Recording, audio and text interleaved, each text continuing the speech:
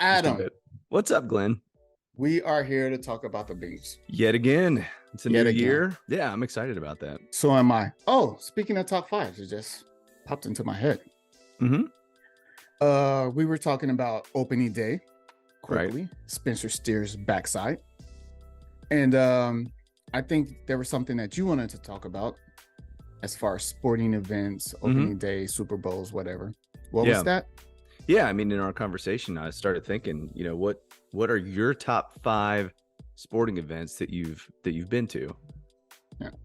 Now, is it me participating in or is it me as a spectator? I was thinking more as a spectator, but As a um, spectator. but but but if you want to put ones that you've participated in, that would that'd be good. Well, I was thinking like the Duke relays. Mm-hmm. That was awesome being on ESPN. That was amazing. How And did I not Timmy, know that? yeah, we did the Duke relays Really? basically because of all the the cross country guys, the long distance runners. All of Hmm. them are Olympic, close to Olympic level runners back in our day. So Yeah, yeah, that's really cool. so we did the. I won my heat in the 200. Good for you. Does Yeah, not surprise me. yeah, it surprised the heck out of me. But yeah, so that was good. So yeah, but but I want to include the Duke relays. The top five sporting events I've attended. You want to kick us off? Yeah, sure. Have you been to an opening day, by the way? I had. Oh, spoiler alert. Okay. Yeah, I have two. I actually didn't put it in my top five, but since you said opening day, it kind of it kind of jogged through some memories there. yeah, But yeah, it's a good time. It's a great event. Of course, it's one of the things in Cincinnati that the whole city looks forward to. So, but yeah, very cool. But speaking of Reds games, I was at the playing game against the Mets in 1999, where nice, Al Leiter threw that two-hit shutout against the Reds. They nice. they won 5-0. Even though the Reds lost, it was a really cool atmosphere, and it was obviously had that that playoff vibe to it. Some friends that we went to college with were there too. It's a good time. So Sweet. yeah. And then I guess my second one was back in 2012. I got to go to Augusta for a practice round for the Masters. Nice. Yeah, and that was unbelievable. Just seeing all the golfers and seeing Tiger Woods, and that was a year Bubba Watson won the first time. But there's not a blade of grass out of place, I at bet. Augusta. It's just beautiful. It's yeah, it's like heaven. But that's So, a big deal, Augusta. Like that's oh a yeah, yeah, dream. yeah. That's a Oh, dream for trip. sure. Yeah. Yeah, and actually, anybody can go on and enter the raffle to get tickets. So I mean, I always forget to do it, so Yeah. I'm not going, I guess. But Well, do it. Get on that. oh, I know, yeah, but yeah, that was really really cool. And the Masters is probably one of my favorite sporting events. Period. Just Yeah. it's coming up actually here next month. So, and then on May 2nd, 1988, a starter Wow. by the name of Ron Robinson pitched for the Reds, and he was one strike away from throwing a perfect game.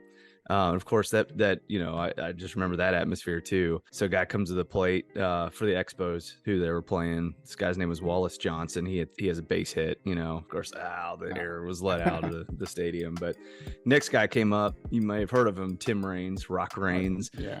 Hit a home run in the seats. Yeah. So the Reds were up 3-0. So 3-2, John Franco came in and closed it down. The Reds won, but that was kind of neat seeing an Yeah. almost perfect game. And then I've been to spring training a couple times back in '93 when Tony Perez was the manager. Do you remember that? I Yeah. think he lasted all of But like 44 games. I was about to say 2 weeks, but Yeah, and then was promptly fired, unfortunately. And then I got to take my sons, Tyson and Keenan, a few years back in 2019, and then we had tickets to go in 2020, and then COVID happened, so we didn't get to go. But spring training is awesome. That was a lot of fun. yeah. So that was four, and then my fifth, it's actually two games. When I was younger, my dad got tickets for the Pacers games, and one was against the Celtics with Larry Bird, and another was with Nice. was against the Bulls with Michael Jordan. So seeing them Sweet. play live was a really, really special thing. And whatever you see on TV, once you see it live, it just completely changes the whole, just the spectacle of who they were as players. And so that's pretty neat. So I think those are my top 5. I haven't been to any like World Series games or anything like that. Nothing too exciting, but Dude, good memories nonetheless. Augusta, you're gonna have a lot of people jealous of you right now. Well, yeah, I mean, Yeah. And like I said, I mean, anybody can go, even a practice round where you're seeing, you're not actually seeing the event, but you still get the, you get the spirit of it and get to see the players and whatnot. So really, really cool. Oh, that's sweet. All right. Well, I'll go my top 5. Starting at 5, Reds opening day 2006. George W. Bush threw out the first pitch, and what I remember from that was the snipers. So we're in the stadium, but you could see like the snipers, like they were laying down, but it was like really like impressive. And I also remember on the way to the game, we went into a couple of bars and we bumped into Greg Cook, ex-Bengals quarterback. Greg Cook.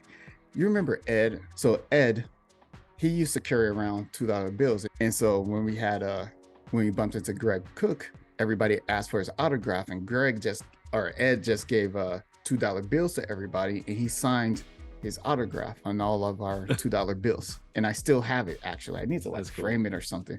Yeah, so that's what I remember from that. Number 4, my first European soccer game, France versus Argentina. So at this time, Maradona was the coach of Argentina, but I really didn't know who Maradona was. Like, if you say a hand of God, I would have been like, oh yeah, I've heard of that, but who's Maradona? Right. So yeah, Ewan, shout out to Ewan, he got us 2 tickets to go see France Argentina play in Marseille. And so I saw Lionel Messi, I saw Maradona, who was the coach at the time. And of course, France lost 2-0 that game. But that was my first ever European soccer game. So that was cool. Awesome. Yeah. Number 3, every Tour de France when I lived in Paris, everyone. So I don't know if you remember, I showed you where I lived because we ate like right across the street from there. Yeah. That street, if you keep going, like if you just walk.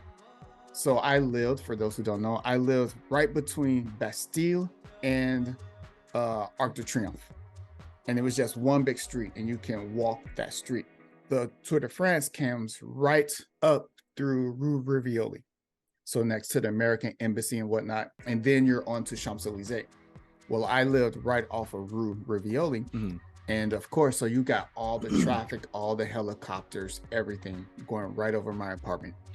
And yeah, that's when like I really fell in love with the Tour de France and cycling, and just being there and being able to see that and whatnot was just amazing. So how did I fall in love with cycling? Right there. That's what got me. Number 2, I'm kind of sad that you omitted this. 2000 Conference USA tournament. Oh my gosh, yeah. Well, at the okay, yeah. Conference. So one that we have in common, Memphis, and just that whole experience will be something that I will never, ever, ever forget. Just that whole, dude, we drove through hell. Yeah. But not literally hell, but we drove through a forest fire, brimstone. And we survived. Yeah, and Dan's car broke down on the way. Yeah.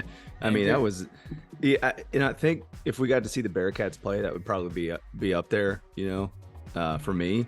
But the whole experience, you're right. I mean, just the 4 of us hanging out and seeing the tournament was such a good time. In fact, I still talk about that all the time, about that trip. So I still talk about how you cussed us out because we were on walkie-talkies.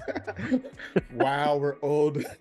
We were on walkie-talkies, and we told you, because we were listening to the game, and we told you that Kenyon Martin broke his leg. And you didn't. No, I thought you were pulling my leg. I will turn this car around right now. Oh wow. So and that was the year that the Bearcats were supposed to be like national champions. Forget Yep. Conference USA champions. Yeah. We're gonna win the whole thing. National Player of the Year, number one Yeah. in the country, the whole 9 yards. Yeah, and then Kenyon breaks his leg. That first, Yeah. we knew we were going to miss the first game, Yeah. because we had classes and whatnot. But we But figured that was we'd see okay. the rest of the tournament, because they were going to win the conference, conference tournament. So, And we bought tickets for the whole tournament. We did. We were like, the Bearcats are going to be in this. Yeah. Cincinnati's going all the way. There's no question about this. And then Dan, as a Louisville fan, we get there, we get to see the second half of the Louisville game. They lose, so we're there in Memphis when they played it at the Pyramid at the time. Damn it, Quentin Richardson. Oh my god.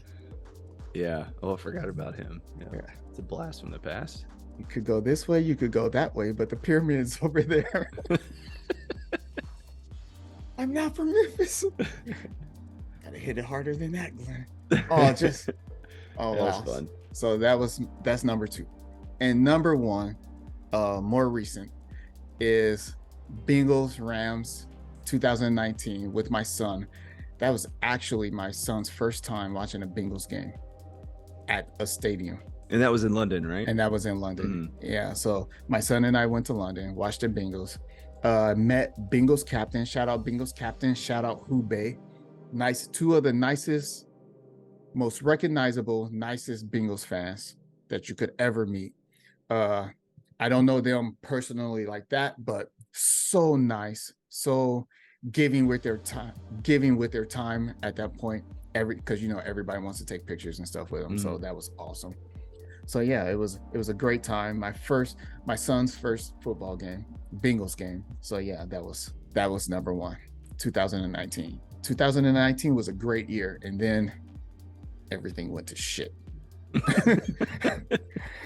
I'm happy my son got to see that. Yep. So yeah, that's really cool. Those are my top 5 sporting events I've attended.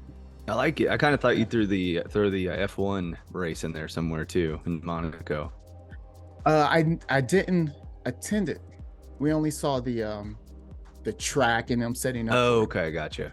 Yeah, but like to attend it, like, dude, that's so much money. Like so much money.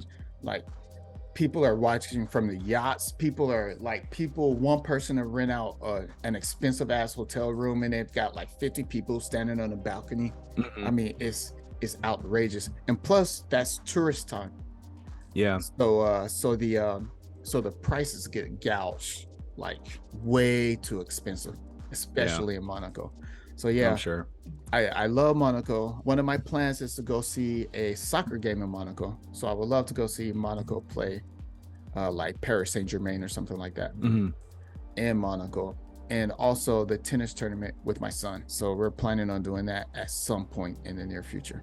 Yeah, that'd be awesome. Yeah, so there's nothing like I've gotten a nice, better appreciation for tennis. Like actually watching people play, and I can't do it. Right. But my son can, so. Yeah. Putting Who Day in Your Day on the Adam and Adams Show.